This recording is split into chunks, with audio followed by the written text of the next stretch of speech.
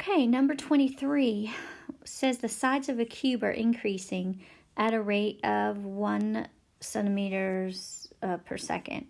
So let's call the sides x. So dx dt is equal to 1 centimeter per second. How fast is the diagonal of the cube changing when the side length is 1 centimeter? All right, now I used pink to draw my picture. The diagonal would be if you sliced through your cube and went from here all the way from the front left corner all the way to the back right corner. Okay, and we're going to call that diagonal D.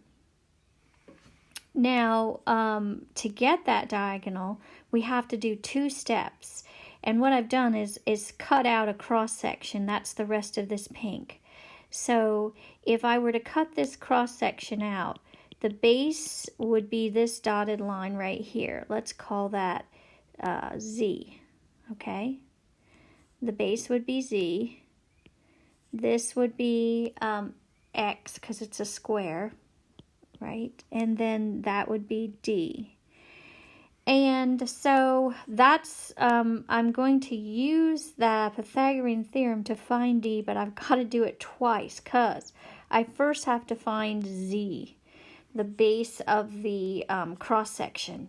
So, so just think, this is the bottom of the triangle, just so you can see, the bottom of the cube. And I want that hypotenuse because that will be the base of my next right triangle. So we have that this is X and this is X. And since it's a square, you should know that this is 2 square root of X by now. But because this is a 45 degree triangle, rectangle, well, triangle. And it's a square cut in half, which is 45, 90.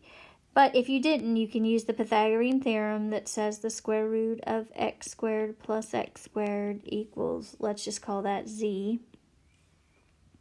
Z squared, Z, just Z, because I took the square root. So that is the square root of 2x squared equals Z.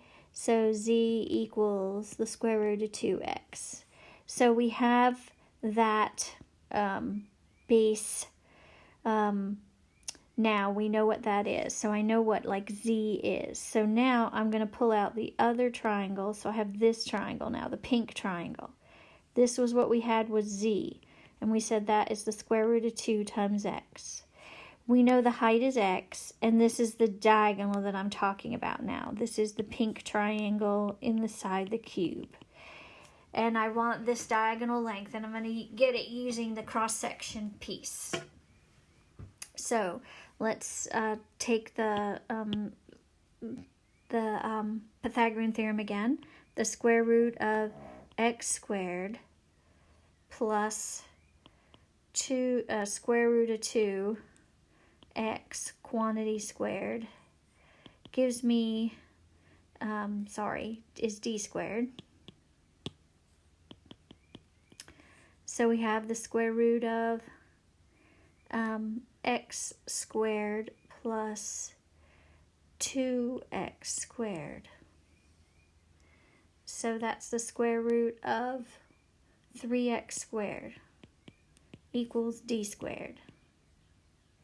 So d is equal to square root of 3x. Okay, now that's what I have for d, and I want to know how fast is it changing. So I want dt. Okay, and so we will say dt